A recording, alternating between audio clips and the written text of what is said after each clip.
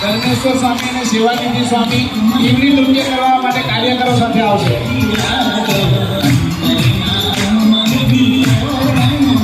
બધા બાળકો જોરથી તાળી પાડો, જોરથી તાળી પાડો.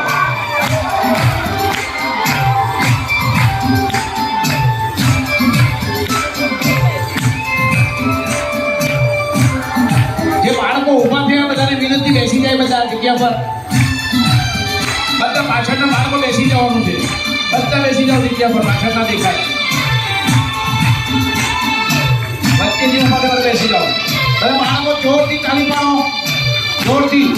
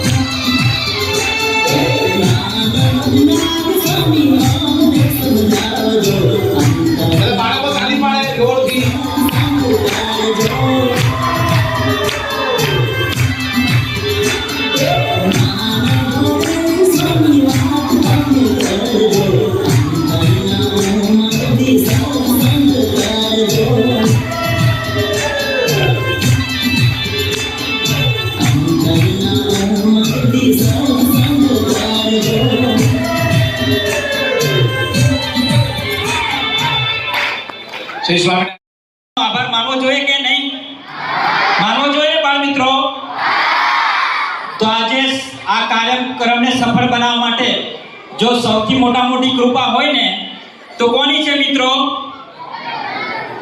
હા, ભગવાનની. તો મહારાજ સ્વામીને પહેલા તો આપણે કોનો આભાર માનવો જોઈએ? મહારાજ સ્વામી, પ્રમુખ સ્વામી મહારાજ અને મહંત સ્વામી મહારાજનો. તાળીઓ પાડો બાળ મિત્રો. બીજો આભાર માનીએ આ મંદિરના પૂજ્ય કોઠારી સ્વામીનો કે એમને ઘણી રીતે આપને સાથ સહકાર આપ્યો. સાથે સાથે ભંડારી સ્વામીનો પણ આભાર માનવો જોઈએ, એમને આપને સરસ મજાનું ભોજનની વ્યવસ્થા કરી આપી. સાથે સાથે અગ્રેસર કાર્યકર મિત્રો અને બીજા પણ બાળ કાર્યકર મિત્રો એમનો પણ ખૂબ જ સાથ સહકાર મળ્યો, જેથી કરીને આપણે સારામાં સારી રીતે આપણે બધા બાળકો અહીંયા ઉપસ્થિત રહ્યા.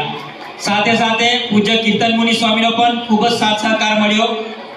પૂજ્ય સંતરત્ન સ્વામી, પૂજ્ય સેવાનિધિ સ્વામી, પૂજ્ય ધર્મસાગર સ્વામી અને બીજા સંતોનો પણ ખૂબ સાથ સહકાર, પૂજારી સ્વામીનો પણ ખૂબ સાથ સહકાર મળ્યો.